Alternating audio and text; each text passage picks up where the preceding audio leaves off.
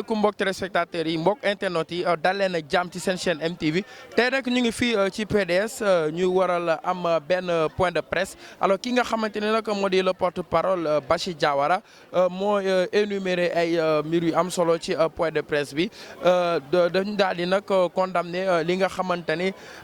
moo di injustice bi nga xamante ne moo ne ci réew mi ba pare nag daal di annoncé li nga xamante ne moo di nouvelle comité bi nga xamante ne ñoom ñoo war a yor PDS fii ak ci kanam nañ leen déglu ñu daal di gën a yaatal ci mbir mi li à vous remercier pour avoir répondu massivement à ce point de presse du Parti démocratique sénégalais. Et nous nous excusons pour le retard accusé lié à quelques défis organisationnels. Donc sans plus tarder, je m'en vais rapidement vous lire la déclaration liminaire du Parti démocratique sénégalais concernant ce point de presse. Mesdames et messieurs, nous vous remercions d'avoir répondu nombreux à notre invitation. Ce point de presse intervient dans un contexte socio-économique marqué par de profondes difficultés qui affectent durement le quotidien des Sénégalais. Fidèle à sa tradition républicaine et à sa mission d'alerte, le Parti démocratique sénégalais souhaite ici se prononcer sur plusieurs questions d'intérêt national dans un esprit de vérité, de responsabilité et de proposition. Une crise multidimensionnelle aux conséquences graves. Les populations vivent une situation d'abandon généralisé face aux risques sanitaires provoqués par les inondations et la stagnation des eaux, notamment dans la ville sainte de Touba. Livrée à elle-même, elle assiste impuissante à la propagation de la maladie hydrique, faute de mesures de prévention et de secours dignes de ce nom. Le PDS interpelle le gouvernement sur l'urgence de mettre en place un fonds spécial de lutte contre les inondations, un programme structuré de prévention et de résilience et un audit des fonds mobilisés depuis 2009 afin d'évaluer leur efficacité.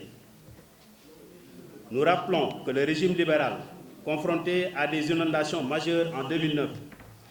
avait élaboré une stratégie originale et intégrée, articulée autour de 3 volets majeurs. La restructuration urbaine, projet APIX, le relogement et la réinstallation, plan Diakhaye, le drainage des eaux pluviales, projet, une fiscalité étouffante et un pouvoir d'achat en chute libre. La taxation du consommateur, combinée à l'inflation galopante, a atteint un seuil critique. Le coût de la vie devient insupportable pour les ménages sans aucune mesure d'accompagnement à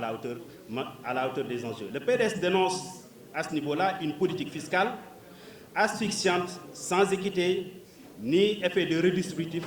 qui détruit le tissu économique national au lieu de le renforcer. Le souverainisme au service de créanciers étrangers. Je m'explique. Le gouvernement actuel, tout en revendiquant une posture souveraine, fait peser l'effort du remboursement de la dette extérieure sur les ménages et les entreprises sénégalaises. Paradoxalement, ce sont les plus vulnérables qui supportent le coût d'un endettement dont les bénéfices ne sont pas visibles ni mesurables dans le quotidien des Sénégalais. Le PDS souligne l'incohérence d'un discours de rupture alors que les instruments mis en œuvre traduisent une soumission aux logiques de la dette détenue par les créanciers internationaux. Une situation économique alarmante sans cap gouvernemental. Près de 2 ans après l'installation du gouvernement Sonko, le constat est amer. L'économie sénégalaise est à la dérive. Les agences de notation telles que Moody's, Standard & Poor's ont dégradé la note souveraine du Sénégal, désormais classée en B-, avec une perspective négative, signe d'une perte de crédibilité financière. Le déficit public dépasse 9% actuellement du PIB. Sans plan de relance crédible, le gouvernement multiplie les emprunts obligataires de manière désordonnée, sans que les fonds ne soient orientés vers des projets structurants. À titre de comparaison, le président Abdoulaye Wade avait mis en place une politique d'emprunt obligataire prudente et efficace qui avait permis de réaliser de nombreux projets d'infrastructures structurants, notamment en énergie. Vous vous rappelez bien de la mise en place des différentes centrales à production au niveau de la Sénélec. Le succès de la redevance de développement des infrastructures aéroportuaires, RDIA, témoigne de cette approche innovante des responsables. Grâce à cette redevance initiée par le ministre Karim Wade, on a pu financer entièrement l'AIBD sans ponctionner le budget national. L'héritage assaini laissé par le président Wade, c'est important de revenir. Contrairement aux allégations infondées sur les caisses vides du président Wade,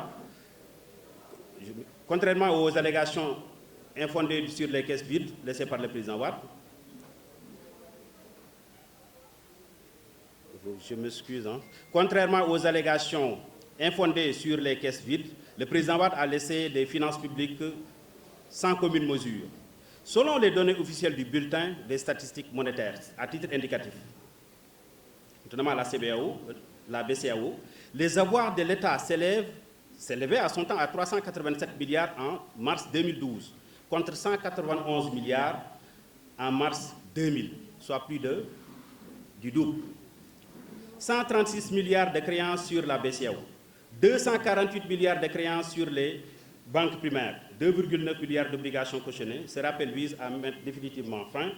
aux spéculations malveillantes sur la gestion financière du régime libéral, qui a conjugué investissement structurant et maîtrise des équilibres macroéconomiques.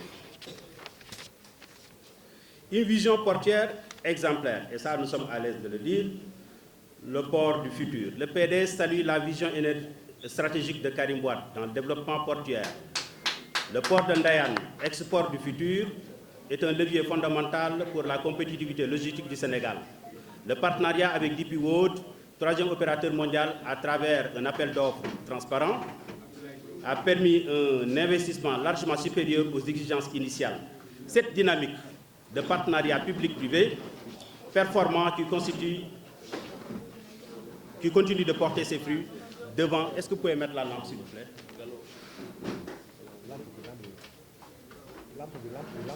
Derrière. La lampe.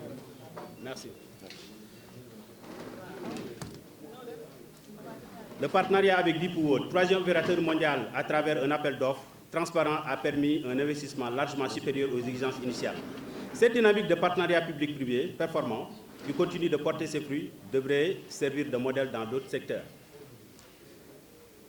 Maintenant, nous en venons à la vie de notre parti, le Parti démocratique sénégalais, ce parti emblématique et historique. Le PDS s'engage dans une mobilisation profonde de ses bases. Il publiera très prochainement la composition du nouveau comité directeur, le secrétariat national. Nous appelons également nos militants à se mobiliser dans l'unité et la discipline, la clarté d'un projet national. Sur la cohésion nationale, c'est une urgence vitale compte tenu du tissu social qui est un peu déstructuré. Aucun défi économique, climatique ou sécuritaire ne pourra être relevé dans un climat de division ou de fragmentation. Le PDS en appelle à un sursaut national, à la consolidation de notre unité au-delà des clivages. Nous devons refonder la confiance entre les citoyens et les institutions, restaurer la paix sociale et renforcer la solidarité nationale, socle essentiel d'un Sénégal debout et respecté. Concernant les libertés démocratiques et la justice sociale, le PDS demeure fidèle à ses valeurs fondamentales. La liberté d'expression, la démocratie pluraliste, le progrès économique et social au bénéfice exclusif du peuple sénégalais. Le Parti démocratique sénégalais condamne les arrestations et emprisonnements arbitraires liés au délit de pignon et demande la libération de ces détenus politiques. Et là, enfin, nous restons debout, mobilisés et déterminés à protéger les acquis démocratiques, à proposer des alternatives crédibles et accompagner les Sénégalais vers un avenir plus juste, plus stable et plus prospère. Fait à Dakar le 1er octobre 2023. benn jeexatal gannaaw bi ñu ko jëlee ci askan bi amul benn jeexatal ci li nga xam ne mën na dëgëral nekkinu askan bi wala mu ñoŋal li nga xam ne mooy seen dundin. ñi ngi ñëw nag ci benn concept boo xam ne c'est un concept boo xam ne ñu koy utiliser xëy na xamuñu ko wala dañu ko galvaudé muy souverainisme au service des créanciers étrangers souverainisme boobu noonu dinañ ci ñëw ndax ni ñu ko gisee du noonu gouvernement bii nga xam ne moo fi nekk tey dégg ngeen ko fu ñu toll rek ñu ne wax ñoom ay souverainiste lañu waaye bu ngeen xoolee li war a rembourser ñi nga xam ne ñooy étranger yi mi ngi ko bëgg a jëlee ci ñi nga xam ne ñoom ñooy ménage mooy li ñu leen wax tout à l'heure ak entreprise yi nga xam ne ñoo gën a néew doole loolu yaakaar naa ni warta nekk dañuy jàpp ni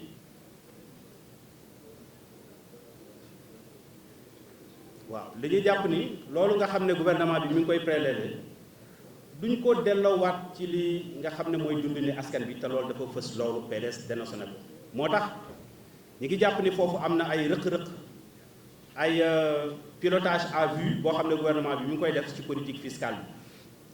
bi ndax instrument yooyu nga xam ne mi ngi ko mettre en place jàpp nañu jëmul ci li nga xam ne mooy intérêt askan bi waaye dafa jëm ci li nga xam ne day dooleel créanciers internationaux yi nga ngir for fay leen seeni bor kese la waaye ñu ñëw aussi ci situation koom-koomu réew mi nga xam ne boo dee xool amul benn jëmukaay ndax amul gis-gis amul vision lu amul vision nag du am cap ñun loolu la ñu gis ndax ginnaaw ñaari at gis nañu gouvernement bi nga xam ne Sonko moo ko dirigé wax dëgg yàlla li nga xam ne moom lañ ci seetlu nekk na loo xam ne mbetteel bu rëy la ci Sénégalais yi économie Sénégal mi ngi gën a dellu ginnaaw lii du lu ñuy inventé waaye gis ngeen agence de notation internationale yi nga xam ne ñoom ñooy wax ci performance économique réew di leen jox ay notes yoo xam ne dina crédibiliser seen note souveraine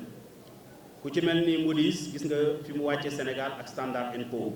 gannaaw boobu sax am na yeneen agence de notation comme ay Mo Ibrahim wax nañ ci ñooñu ñëpp dañu dégradé note Sénégal ba tax na tey jii nii B- la ñu nekk loolu lu muy wundi mooy Sénégal tey day manquer de compétitivité sur le marché financier international crédibilité bi nga xam ne moom la ñu waroon am pour mën a am xaalis facilement xëy na dootul am tey ci intérêt yi foofu lay gën a bari maturité dette bi ci lay gën a gàtt donc mu nekk ay conditions d'endettement yoo xam ne baaxul donc surcharge de la dette bi su fekkee dañu nar a continuer ci conditions yi te changé wuñu cap dañu jàpp ni nekk na loo xam ne baaxul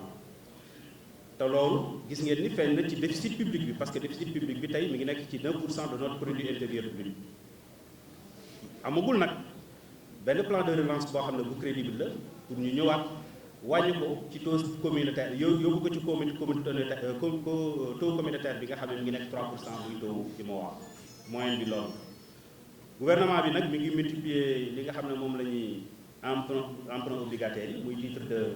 créance yi gis ngeen ko waaye gisuñu benn njeexital ci ay programme wala ay projet yoo xam ne dañu ko def ñu jàpp ne lii kat dana am